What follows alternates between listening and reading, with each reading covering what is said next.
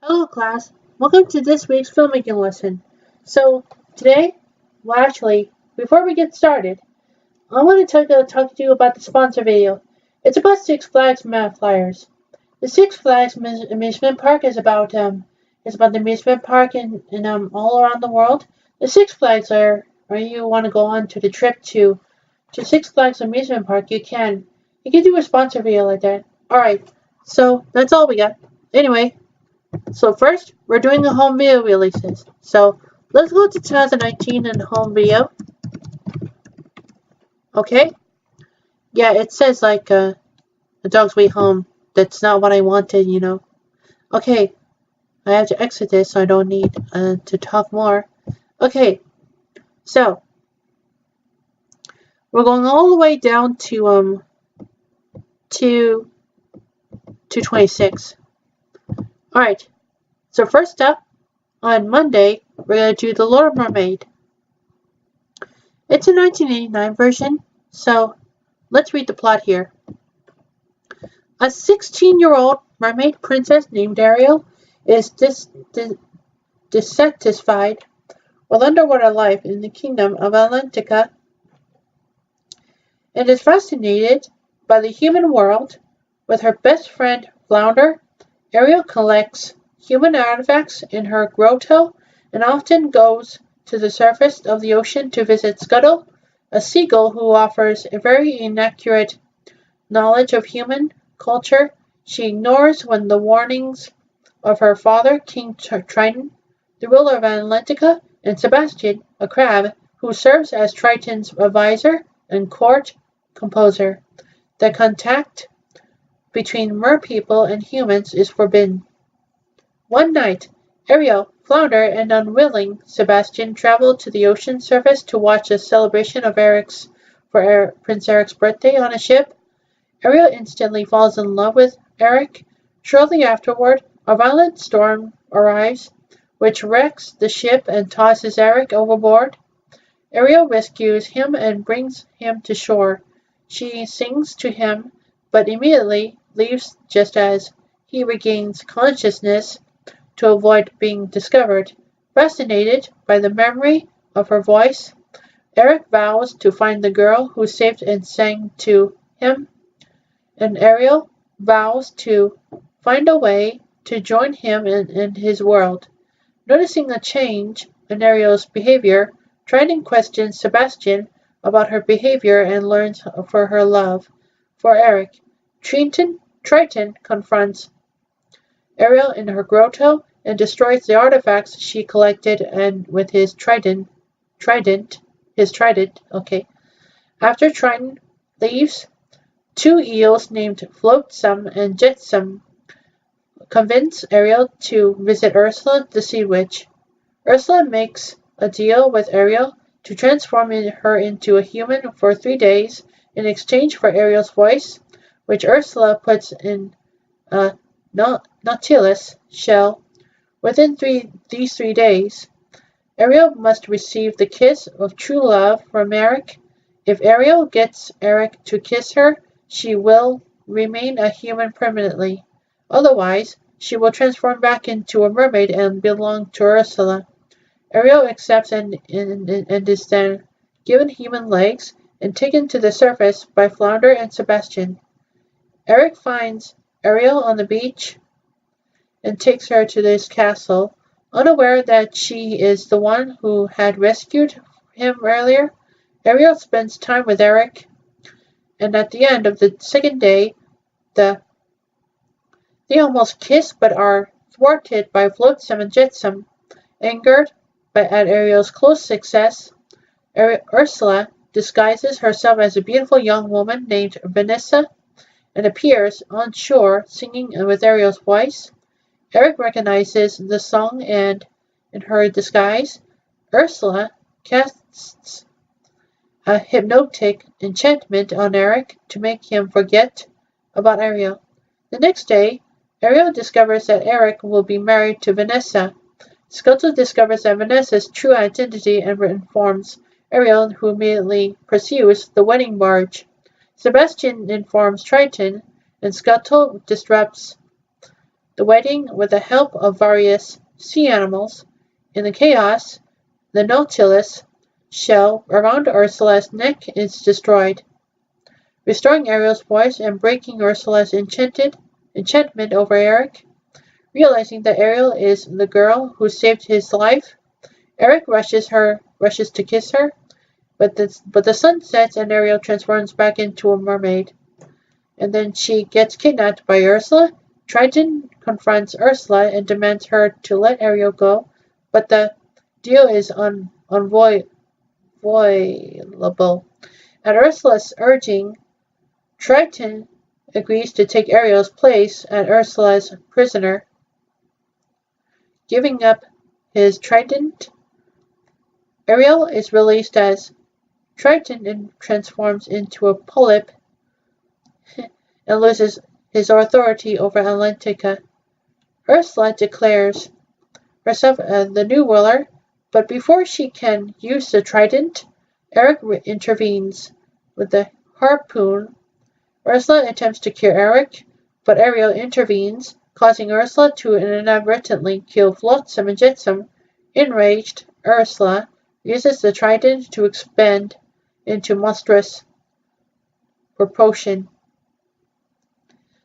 Ariel and Eric reunite on the surface just before Ursula grows past and towers over them. She then gains full control of the entire ocean, creating the storm and bringing sunken ships to the surface. Just as Ursula is about to kill Ariel, Eric steers a wrecked ship towards Ursula, impaling her with his splintered bowsprit. With Ursula defeated, Triton and the others polyps and Ursula's garden revert to their original forms, realizing that Ariel truly loves Eric. Triton willingly changes her form from a mermaid into a human permanently and approves her marriage to Eric. Ariel and Eric marry on the ship and depart. It's The Little Mermaid, so let's talk about The Little Mermaid 2, Return to the Sea. Okay, Ariel and Eric celebrate the birth of their newborn daughter, Melody, on a ship at sea. Ariel's father, King Triton, presents Melody with a magic locket. The party is interrupted by Ursula's sister, Morgana, who threatens to have Melody fed to her pet tiger shark, Undertow, unless Triton surrenders his trident to her. Morgana then announces her plan to use the trident to avenge Ursula and take over the ocean. Ariel and Eric work together to foil Morgana's plan, and Triton shrinks Undertow to the size of a piranha. Morgana escapes, eluding the attempts of King Triton's forces to capture her and declaring that she will someday exact her revenge on both Ariel and Triton on avenge Ursula's death. Fearing Morgana and remembering Ursula, Ariel decides that, until Morgana is captured, they will have to withhold all knowledge of the sea world and her heritage from Melody in order to protect her. Triton tosses the locket into the ocean, and a massive wall is built to separate the royal castle from the sea. Triton assigns Sebastian to watch over Melody. 12 years later, Melody remains unaware of her mother's mermaid heritage and is forbidden from ever going into the sea. However, she has been sneaking out of the castle regularly to swim, and one day finds the locket. Seeing her name on the locket, Melody questions her mother about it, but Ariel confronts Melody and forbids her to go into the sea. Frustrated with her mother's refusal to answer her questions, Melody steals a small boat and sails away from home. Melody is discovered by Undertow, who leads her straight to Morgana. In a panic, Sebastian confesses to Ariel and Eric that Melody went out to the sea. Meanwhile, Melody meets Morgana, who reveals that Melody's background is Marin, and uses the remains of Ursula's magic to transform Melody into a mermaid. Triton prepares search parties and is convinced by Ariel and Eric to use his trident to transform Ariel back into a mermaid in order to help in the search for Melody. Ariel searches the sea for Melody, regretting not sharing her heritage with her, while Melody explores her newfound abilities as a mermaid and has a strong feeling that she was meant to be part of the sea. Melody visits Morgana to thank her, only for Morgana to tell Melody that the spell was only temporary and that she can only make the spell permanent if Melody retrieves the trident from Triton, which Morgana claims he stole from her. Melody decides to get the trident and during her research befriends Tip and Dash, a penguin and walrus duo who joins her. Melody succeeds in stealing the trident and returns to Morgana, but before Melody can hand the trident over to Morgana, Ariel arrives and pleads for Melody not to give Morgana the trident. Melody refuses to listen to Ariel, having been angered by Ariel's decision to lie to her, and gives Morgana the trident. With the trident in her power, Morgana reveals her true intentions and traps Melody in a cave by sealing the entrance with a thick layer of ice, while also informing her that her time as a mermaid is about to expire. Soon afterward, Morgana's spell on Melody wears off, causing her to revert into a human and nearly drown. Tip and Dash manage to free her and drag her to the shore. Morgana uses the trident's magic to lord over the ocean, rising to the surface and to gloat. Scuttle, Triton, Sebastian, and Eric arrive, and a battle ensues against Morgana and her minions. Melody manages to grab the trident and throws it back to Triton, who encases Morgana in a block of ice, which sinks underwater. Melody reunites with her family, and Triton offers his granddaughter the choice of becoming a mermaid permanently. Instead, Melody uses the trident to disintegrate the wall, separating her home from the sea, reuniting the humans and the merpeople. Okay, let's talk about The Little Mermaid Ariel's beginning. It's a 2008 movie, so you have The Little Mermaid 2 is 2000. Okay, King Triton and his wife, Queen Athena, rule over the underwater kingdom of Atlantica, filled with music and laughter. They have 7 young daughters: Aquata, Andrina, Arista, Atina, Adila, Elena, and the youngest of whom is Ariel. One day, while the merpeople relax in the lagoon above water, Triton gives Athena a music box. However, a pirate ship approaches. Everyone escapes except Athena, who is killed by the ship when she tries to recover the music box. Devastated by his wife's death, Triton throws the music box away, and music is banned from Atlantica forever. 10 years later, Ariel and her sisters live under the strict routine maintained by their governess, Marina Del Rey, and her assistant, Benjamin. Marina hates being the girls' governess and longs to be Triton's attaché. A job currently filled by Sebastian the Crab, Ariel is frustrated by their current lifestyle, which brings her into arguments with her father. One day, Ariel encounters Flounder, a young fish whom she later follows to an underground music club. She is overjoyed by the presence of music and is shocked when she sees Sebastian performing there. When her presence is revealed, the entire band stops playing and hides, believing Ariel will tell her father about them. Ariel sings a song explaining her love of music and the remembrance of her mother, and she joins the club with an oath. Ariel returns to the palace, and her sisters confront her over her disappearance. She explains where she was, and the following night the girls go to the club to have fun.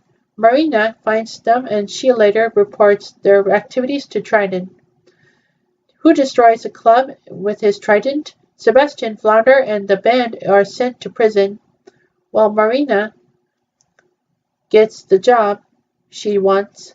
Trident confines his daughters to the palace, and Ariel says that her mother would not have wanted music forbidden. She swims to the bedroom with her sisters following, and everyone is not happy, aside from Marina. That night, Ariel frees her friends and leaves Atlantica. Sebastian leads them to a deserted place far away from the palace where Ariel finds Athena's music box. As Sebastian hoped in the kingdom, Marina happily talks to Triton about her new job, but one of Ariel's sisters informs Triton and Ariel is not in Atlantica, while Triton orders his guards to find her, angering Marina in her lair. Marina tells Benjamin that she releases her electric eels from the dungeon. Marina is about to finish the job to have Sebastian killed and Ariel eliminated from the palace. Ariel, Flounder, and Sebastian decide to return to Atlantica to bring the music box to Triton, hoping that it will change his mind, and as he has not remembered how to be happy after Athena died. On the way back, they are confronted by Marina and her eels. Before music is restored back into Atlantica, the final battle begins when Ariel is banned from Atlantica by Marina. Marina wants to stop them so she will retain her position of power, and a struggle ensues. Flounder and Ariel are rescued from Marina's electric eels by the band, while Triton arrives in time, seeing that Ariel has helped the band defeat the eels by having them tangle themselves. Marina barrels towards Sebastian and tries to kill him, but Ariel pushes her away, getting hit in the process. Triton witnesses the incident and blames himself. He sings the lyrics of Athena's song, and Ariel recovers. Triton apologizes to her for not listening to her and sends her home to the palace before he orders his guards to place Marina under arrest. On the next day, thanks to Ariel, Triton restores music to Atlantica and appoints Sebastian as Atlantica's first official court composer. Much to everyone's delight, everyone, including Ariel and her sisters and her friends, Flounder and Sebastian, rejoices except Marina, who is sent to jail. Okay, so let's look a little about London Fields. There was no plot in this film, so it's just a mystery thriller film by 2018. Let's look up on Mary Queen of Scots. And here's a plot to this film. It's a long one, but it's kind of look like a Sing Cat movie, but it's Mary Queen of Scots. Alright. In 1561, 19-year-old Mary, Catholic Queen of Scotland, returns to her home country from France following the death of her husband, Francis II of France, to take up her throne, where she is received by her half-brother, the Earl of Moray, in neighboring England. Her cousin, 28-year-old Elizabeth, is Protestant Queen of England, unmarried, childless, and threatened by Mary's potential claim to her throne. Mary soon clashes with a cleric, John Knox, and dismisses him from her court. Knox is a Protestant and leader of the Scottish Reformation, and perceives Mary to be a danger to the kingdom's Protestant supremacy. In an attempt to weaken her cousin's threat to her sovereignty, the Elizabeth arranges for Mary, whom the English Catholics recognize as their rightful queen, to be married to an Englishman she chooses, Robert Dudley, whom she secretly loves, to propose to marry. Both are unwilling to be married to each other, but the news of Elizabeth's smallpox convinces Mary to take the offer, provided by that Mary is named Elizabeth, her parent. Reluctant to let go of Dudley, Elizabeth secretly sends Lord Darnley to Scotland under the pretense of living under their religious freedom. Despite initially sensing an ulterior motive on Darnley's part, Mary gradually grows fond of Darnley and eventually accepts his marriage proposal. Mary's impending marriage to Darnley causes the constitutional crisis within both realms. In England, Elizabeth is advised by her court to oppose the marriage for fear that Darnley, an English noble, will elevate Mary's claim to the crown.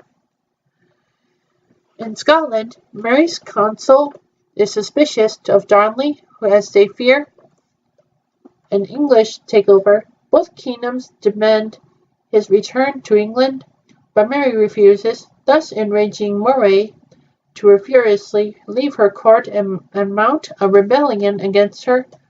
Darnley marries Mary, only for her to discover him in bed with her friend David Rizzio. The following morning, faced with insurgency and infidelity, Mary decides to quash the rebel forces but spares both Rizzio and Moray. She demands Darnley give her a child. When a child is conceived, Mary declares that the child is the heir to Scotland and England, which deeply offends the English.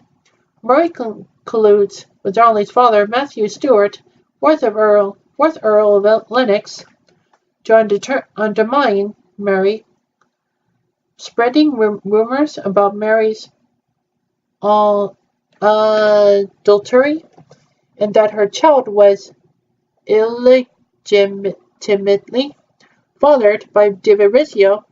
Mary's private secretary, hearing the rumors, John Knox, vehemently preaches to the Scottish public that Mary is an adulteress. Fearing the accusations against Mary and the possible discovery of his homosexuality, Darnley is coerced by the underminers to join them in executing Rizzio and reluctantly delivers the final blow. Mary discovers the plot and agrees to pardon the men involved, provided that she is presented with the evidence that Darnley had taken part. She ultimately forgives Moray and asks Elizabeth to be her child's godmother. Together they agree that the child is heir presumptive, much the chagrin of the English court. Mary banishes Darnley, but refuses to divorce him despite the appeals of her council, which then approaches her adviser and protector, the Earl of Bothwell, to have him killed. In the ensuing melee, after Darnley's death, Mary is forced to flee and leave her child behind. The following morning, Bothwell advises her that her council have decided she marry a Scotsman immediately, which she hesitantly agrees to. This induces Knox and zealously preach to the Scots that Mary is a harriet who had her husband killed, leading Moray and the rest of her court to demand her abdication. Despite furiously objecting to it, Mary eventually abdicates her throne and flees to England. Learning of Mary's arrival in England, Elizabeth arranges for a clandestine meeting with her. Mary asks for Elizabeth's help to take back her throne. Elizabeth is willing to go to war on behalf of Catholic, but instead promises a safe exile in England as long as Mary does not aid her enemies. Mary indignantly responds that if she does, it will only be because Elizabeth forced her to do so, and threatens that should Elizabeth murder her, she should remember that she murdered her own sister and queen. Elizabeth orders that Mary is imprisoned in England and eventually receives compelling evidence that Mary had conspired with her enemies to have her assassinated, preserved, and with no other choice, Elizabeth ultimately orders Mary's execution. As Mary's walk to the scaffold, a remorseful Elizabeth cries for Mary and reveals a bright red dress. In her final thoughts, Mary wishes her son James well and hopes for peace upon his reign. The postscript reveals that upon Elizabeth's death in 1603, James became the first monarch to rule both Scotland and England. Okay, we're going to do My Fair Lady. Here's one. In London, Professor Henry Higgins, Rex Harrison, a scholar of phonetics, believes that the accent and tone of one's voice determines a person's prospects in society. Why can't the English? At Covent Garden on one evening, he meets Colonel Hugh Pickering, Wilfred Hyde White, himself a phonics expert who had come all the way from India to see him. Higgins boasts he could teach anyone to speak so well. He could pass them off as a Duke or Duchess at an embassy ball. Even a young woman with a strong Cockney accent named Eliza Doolittle, Audrey Hepburn, who tries to sell them flowers. Eliza's ambition is to work in a flower shop, but her accent makes that impossible. Wouldn't it be lovely? The following morning, Eliza shows up at Higgins' home seeking lessons.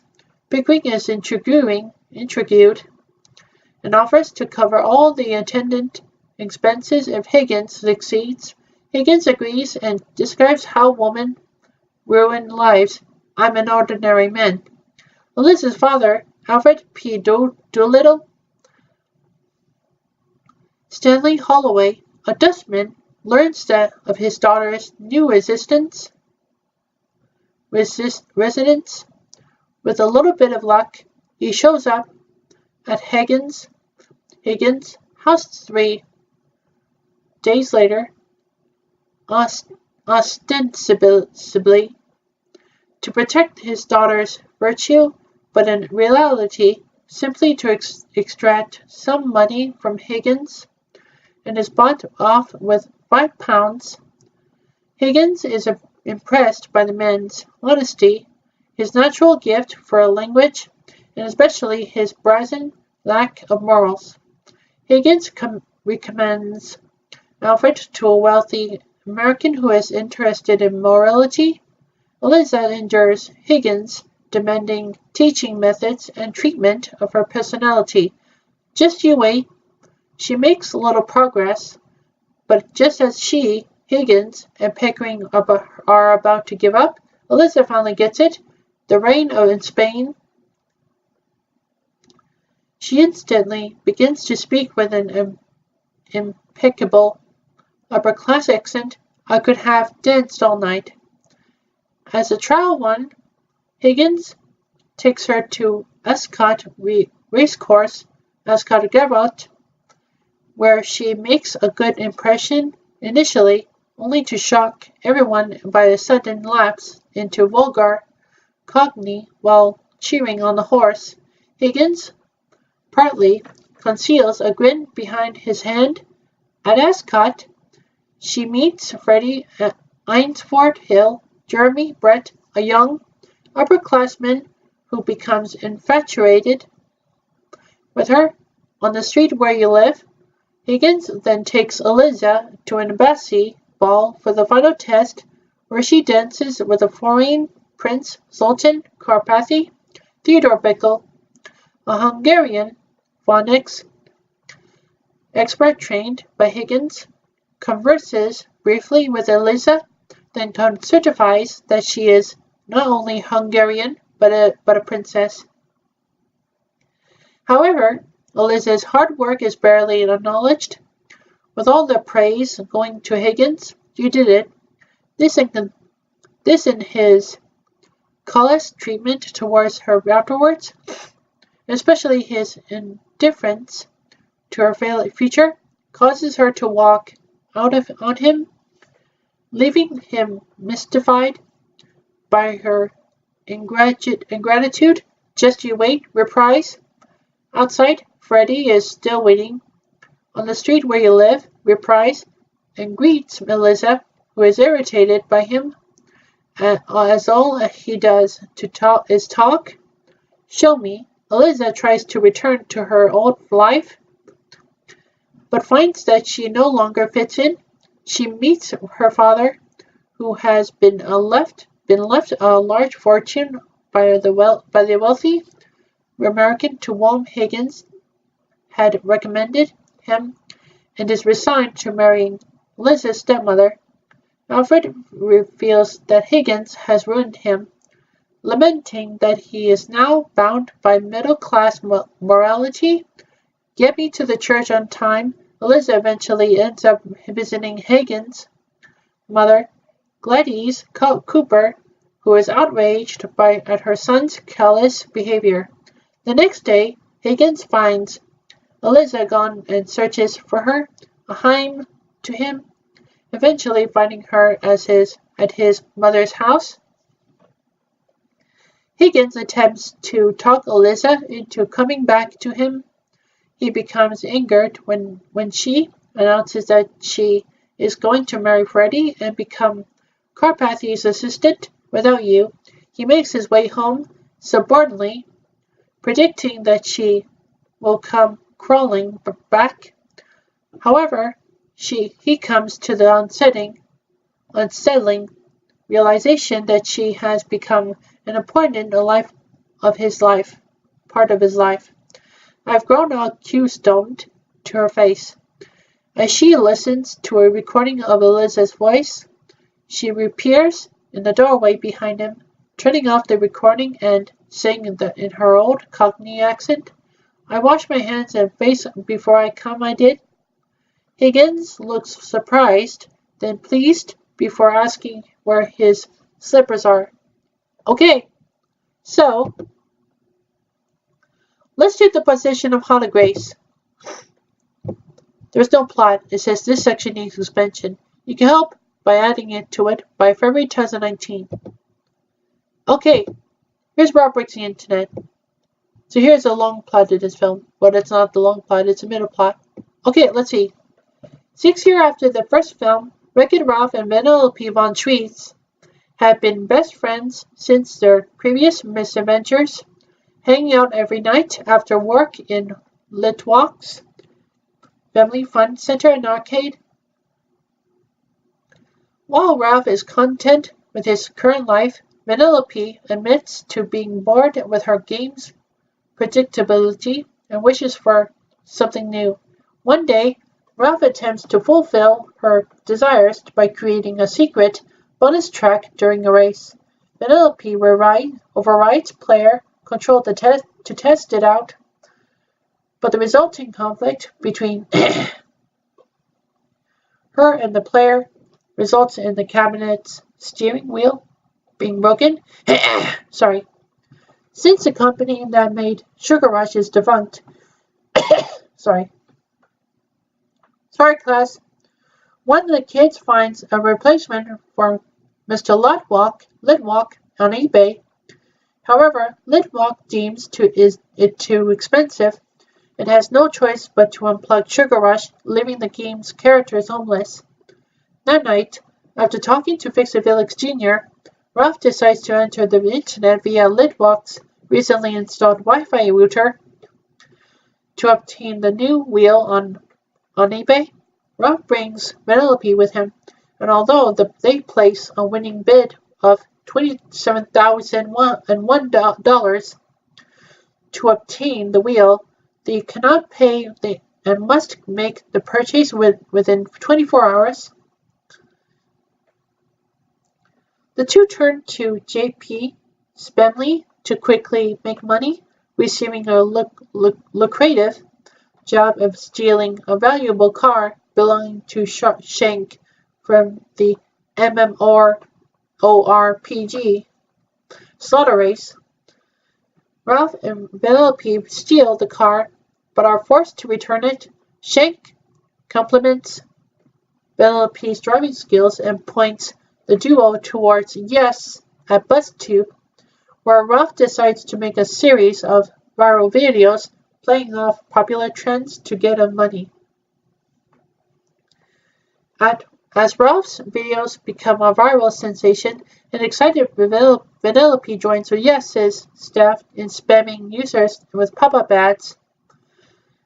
Ralph convinces Yes to send Penelope to a Disney fan site where she meets and befriends the Disney princesses, being encouraged by them to address her sense of fulfillment, and reaching a musical epiphany. When Ralph calls her upon earning enough money to purchase the wheel, when Penelope does not show up at eBay, Ralph's second call causes him to overhear her confessing to Shank she wants to stay in the slaughter race because its unpredictability and challenges made her feel more alive than she did in Sugar Rush. Horrified at the thought of Penelope leaving him, Ralph turns to Spamley for a way to make Slaughter Race unsatisfying for Penelope by slowing down everything in the game. Spamley takes Ralph to meet Double Dan, the creature of the dark web, who gives him an insecurity virus, which implicates any flaw it finds. When Ralph unleashes the virus in Slaughter Race, it unexpectedly replicates Penelope's glitch across the game, triggered a severe server reboot and forcing Ralph to rescue Penelope before the reboot deletes her from the game. Penelope assumes the crash was her fault, but a guilty Ralph confesses to her what he had done. Feeling betrayed, she furiously disowns Ralph and symbolizes it by throwing the hero medal away she made for him 6 years prior. While Ralph recovers the new broken-in-half medal, the insecurity virus scans him and duplicates his personality flaws. This creates a legion of extremely possessive Ralph clones that cause serious damage to the internet on a rampant search for Penelope. The real Ralph finds her, and they work with Yes to lead the clones into an antivirus software distract, but the clones combined into a gigantic Ralph automation. Seeing Ralph is fighting as a losing battle, Penelope surrenders herself, but Ralph refuses to accept this. He confronts his clones by admitting to his insecurities and tells the giant physical separation it does not mean the end of their friendship. With his insecurities resolved, the clones disintegrate, and the internet is restored. While Ralph is saved from falling into his death by the Disney princesses, later Shank arranges for Penelope to respawn in Slaughter Race, allowing her to stay.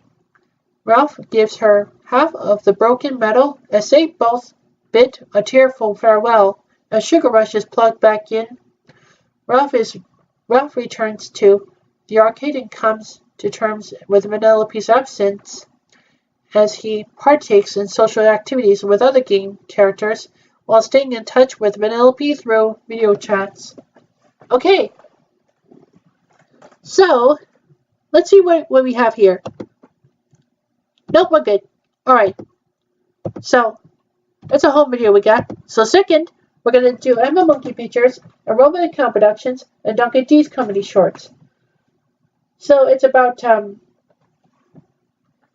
cat who was running away from the girl, and when the girl wakes up, she cries along the way, and then she accepts to get a hero to find a cat. And when the cat was kidnapped by cougars, the hero saves the cat from cougars.